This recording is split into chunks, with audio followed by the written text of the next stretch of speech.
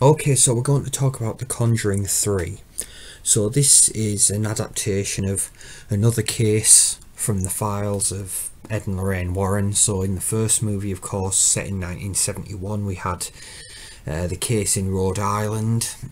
And then in The Conjuring 2, 1976, we had the case in London. And now, 1981, we have a case that takes place in Connecticut, which incidentally is the Warrens' home state. And that goes to something we got to get into right off the bat, because it is a major strength of this particular film. This case, it hits very close to home for the Warrens, and to go hand in hand with that, Ed and Lorraine Warren, they are the two main characters in this one. They are front and centre right from the get-go. Now, obviously, it is their franchise, the Conjuring franchise. They are the two heroes of this universe. But it's always felt, to me at least, that Patrick Wilson and Vera Farmiga, as Ed and Lorraine Warren, have been supporting players in their own franchise. If you look at the first film, while they certainly have a significant role to play, a lot of time is spent with the Perron family, you know, introducing us to them, setting them up, moving into the farmhouse, and then of course they discover that there's things going on, and so they get a lot of screen time. And it's much the same in The Conjuring 2 with the Hodgson family. You know, obviously we spend time getting to know the family, seeing them go about their day-to-day lives, and then obviously they start to realise that something's not right here, and then things escalate, and then they call Ed and Lorraine Warren in. So they've always felt, in my opinion, like supporting players, whereas in this film, they are the leads, definitively.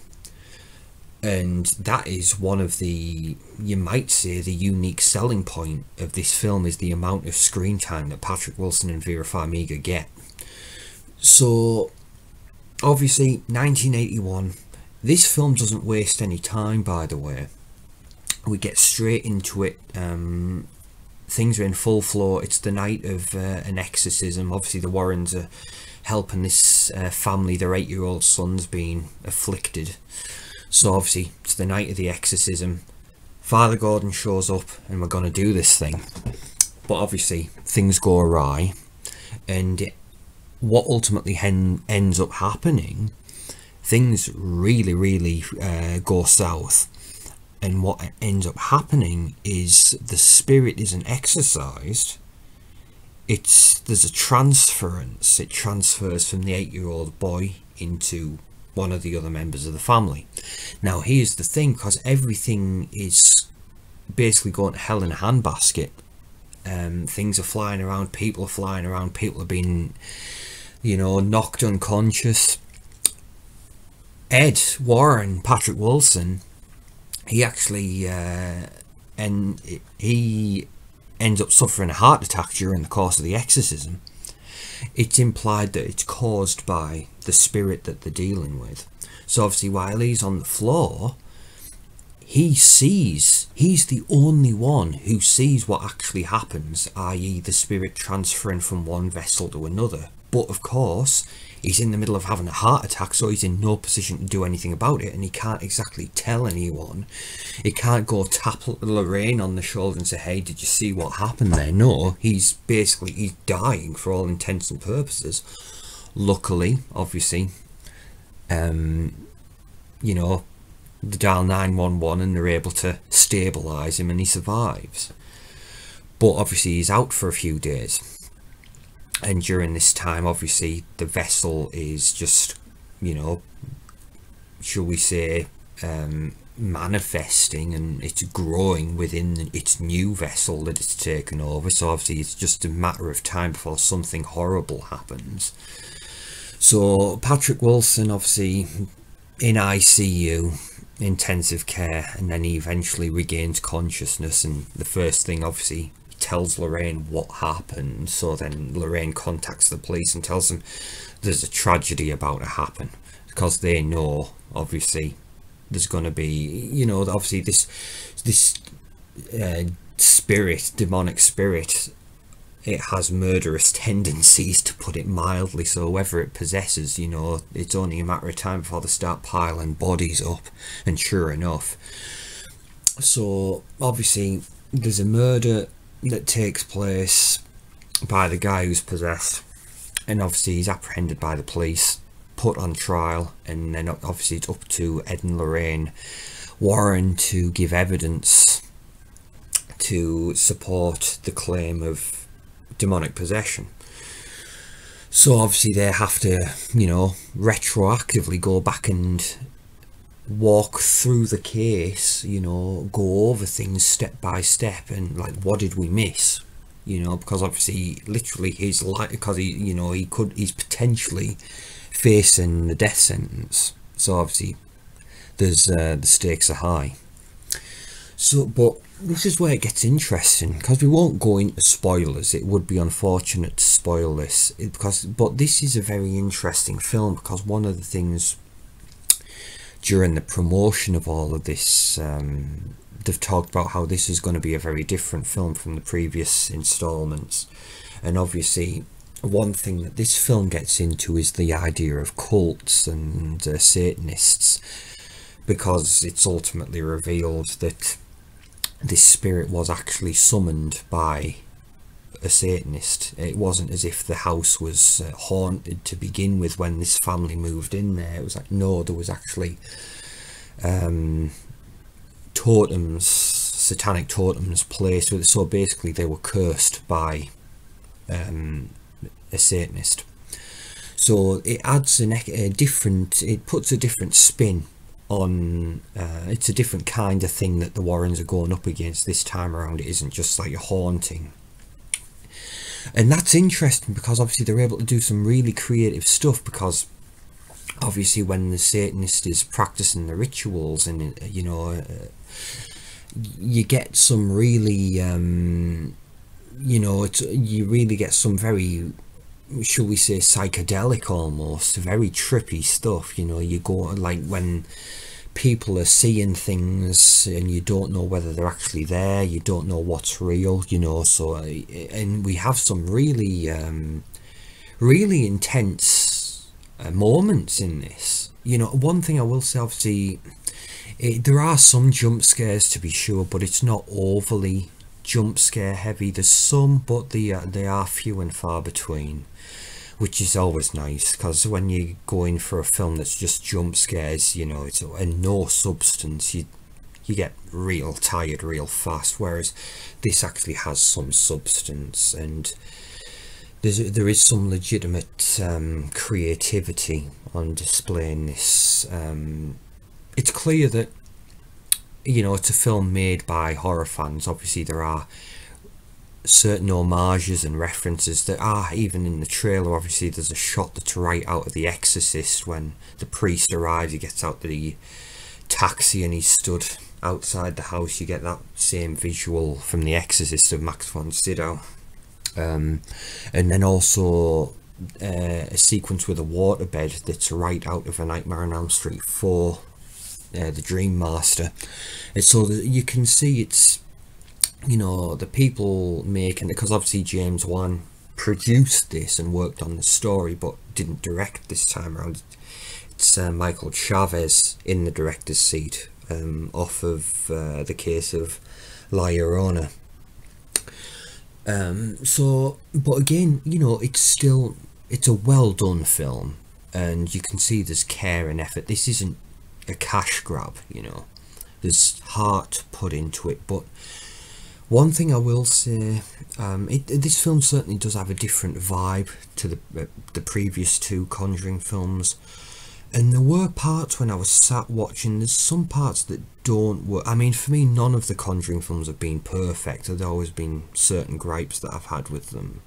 But there were certain parts of this that obviously you know, fell flat, for lack of a better term. And also, I am starting to question, you know, how much further can they push this concept, because obviously every concept, every franchise has a shelf life, you know, and obviously it's much the same here. You know, this film is certainly still creative and it's well done, and obviously you have Patrick Wilson and Vera Farmiga, two fantastic actors who were able to, shall we say, elevate the material. They really are the heart and soul of these films, and obviously this film, you have them there front and centre throughout the whole thing. And you know, I don't think it's unfair to say that they carry this.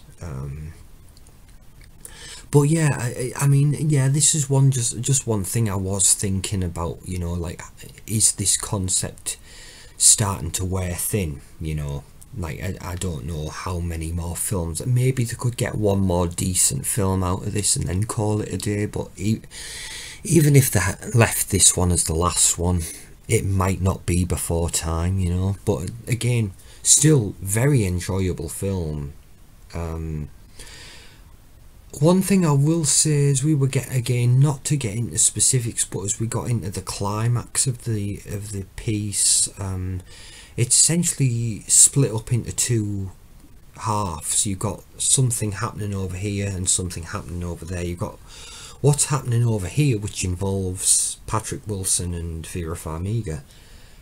Great, really liked this. All of that was really liked. Whereas the things happening over here simultaneously, that stuff, that just wasn't working for me. Obviously it'll make sense when you see the film, but yeah, it's just, again, no film's perfect for me. None of the Conjuring films have been perfect, but it's just, you know, it's just little bits here and there that you could have done without, because obviously what was happening over here you didn't need. You felt as though you were just feeling, let's get back to what's going on with Patrick Wilson and Vera Farmiga, you know.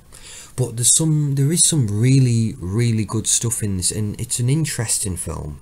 Obviously there's that added courtroom element, I suppose, you know, when obviously Ed and Lorraine Warren have got to testify, you know, and provide evidence. So it's interesting to see that added component. But yeah, again, we get so much time with the Warrens, and we get to see them in real vulnerable situations, which is fascinating, you know, because these are sort of scenes we've had with, you know, in the previous two films. These have been situations that the characters that have been afflicted, that the Warrens are coming in to help, these are situations we've seen them in, but not necessarily the Warrens themselves. So that was interesting to see. And again, I gotta just sidetrack a minute and just, I love Patrick Wilson. I love him so much. He's got that real all-American quality about him, you know. He's a man's man, and obviously the first two films, he slots into the 1970s period perfectly, and then obviously in 81, when you've still got that hangover from the 70s, if you like, you know, you look at him and he just fits into that era so perfectly. And obviously the real Ed Warren, you know, he was in the Navy, of course, so obviously a very capable, very competent man who could handle himself.